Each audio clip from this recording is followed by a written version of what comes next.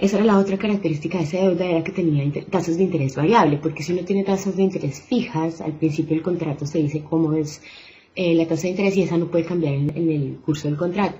Y entonces en ese caso el riesgo es compartido entre el banco y quien presta, pero la deuda que adquirieron los países latinoamericanos era tasas de interés altas y además variables, o sea que el banco podía decidir cambiarlo cuando quisiera.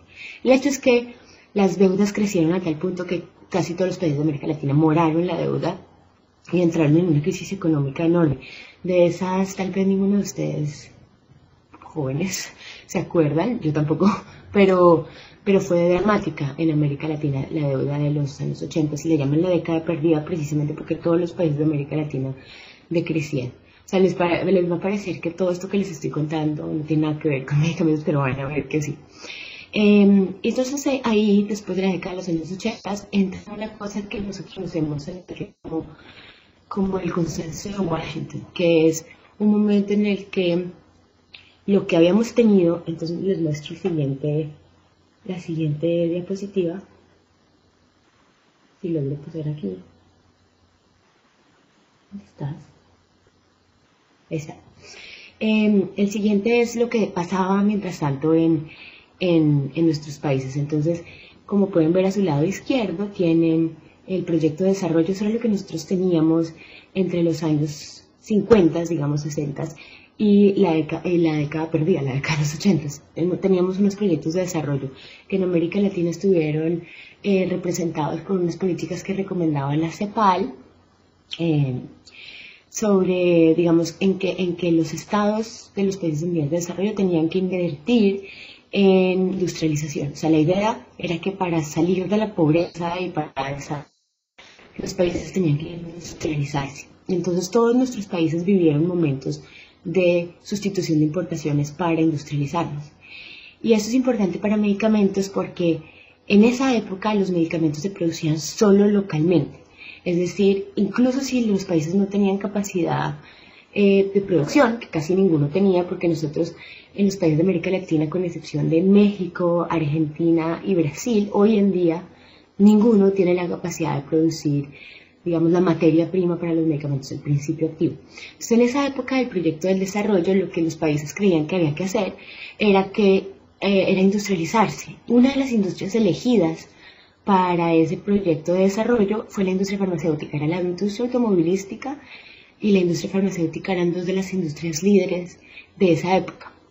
Entonces, la mayoría de los países, tal vez no los centroamericanos, pero la mayoría de los países de Sudamérica y México hicieron unas políticas que obligaban a las industrias farmacéuticas más grandes, a Pfizer, a Roche, todas las que puedan imaginarse, a montar una planta local en cada país. Entonces no era como ahora que uno importa o que Abbott importa de su planta en Tailandia. No, es que si Abbott quería comercializar su medicamento en Venezuela o en Ecuador, tenía que tener una planta local, una parte al menos del proceso de producción tenía que pasar localmente.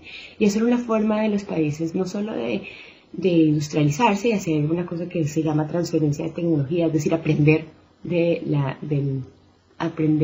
industria que se establece en el país, porque la gente que trabaja en la industria es la gente local y aprende el qué hacer, ¿no? Entonces ese era uno de los objetivos, que hubiera transferencia de tecnología, y el otro objetivo era que se generara lo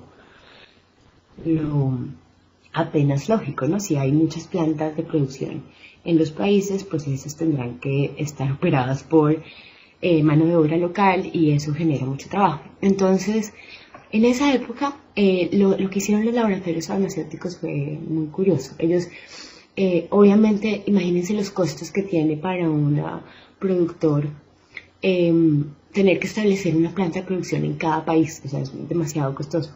Entonces, lo que ellos hacían era contratar con empresas locales. Entonces, ahí es donde surge la industria nacional en América Latina, porque lo que era subcontratar con industrias nacionales.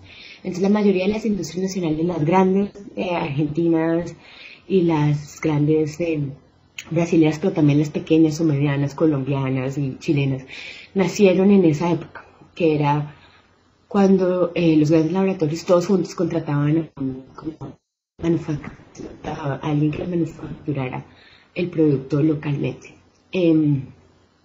Esa época se acabó en los años 80 más o menos, y se acabó por la crisis de la deuda. Realmente no tuvo nada que ver con el sector farmacéutico como tal, tuvo que ver con la crisis de la deuda y el cambio del modelo económico. Entonces, antes el modelo económico era pro desarrollo interno y pro industrialización. Entonces, no sé, ustedes sí seguro se acuerdan que antes de los 90 más o menos, casi todos los países de América Latina eran cerrados, o sea, no había apertura, no importaba de Estados Unidos ni de ninguna parte productos de consumo. Entonces, casi todos nosotros crecimos teniendo que consumir lo que había localmente. Entonces, no podíamos comprar zapatos, no sé, de marca, no teníamos que comprar los zapatos que había en el mercado local.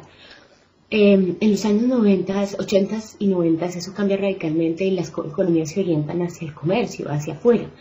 Y en ese momento los países comienzan a importar y exportar, y el modelo cambia de ser industrializarse a ser comercio y exporte todo lo que más pueda, y eso es lo que lo va a desarrollar. Entonces, en lugar de crear, o sea, la transformación realmente es pasar de crear ventajas comparativas, o sea, de usted decidir qué es lo que va a hacer. Entonces, los estados tenían en teoría la capacidad de decir, bueno, no sé, Perú va a ser un país, una potencia mundial en chips de computador, y todos nos ponemos a producir chips de computador y hacemos todo, o sea, la economía se puede planear. Después de los años 90 la economía tiene que concentrarse para lo que somos buenos. Entonces, Colombia que produzca café, Perú que exporte, digamos que se concentre en la minería, que es para lo que es bueno, que cada país haga lo que digamos, para lo que la tierra le dio, ¿no? Entonces, esa situación en la industria farmacéutica se dio en que ya no había exigencia para los laboratorios de que tuvieran plantas en cada país, sino que podían exportar, importar y hacer como quisieran. Entonces, obviamente, los laboratorios farmacéuticos hicieron lo que es apenas lógico en un contexto nuevo como ese, y es decidieron poner plantas en los países más grandes. O sea, cuando ustedes miran hoy Latinoamérica, ¿qué país tiene plantas de laboratorios multinacionales? O sea, el proceso de producción como tal vez solo Brasil sería uno de los grandes casos, y en Centroamérica hay un par que tienen en Centroamérica. Entonces, lo que hacen los laboratorios es elegir dónde producir para exportarle al resto de la región. Se eligen un país en el que ponen su planta, y esa planta le reparten al resto de la región. Muchas veces ni siquiera tienen el proceso de producción completo, sino solo una parte del proceso de producción. Por ejemplo, meter el principio activo en las pastillitas y en las cajas, solamente esa parte del proceso de producción, y el principio activo lo importan en otra parte del mundo, que puede ser India o generalmente India, de los genéricos también.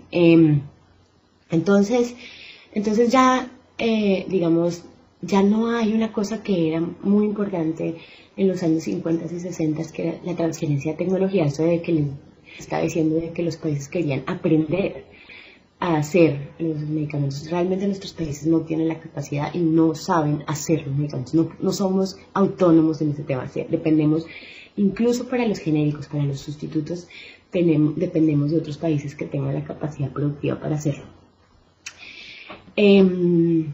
Entonces, ese es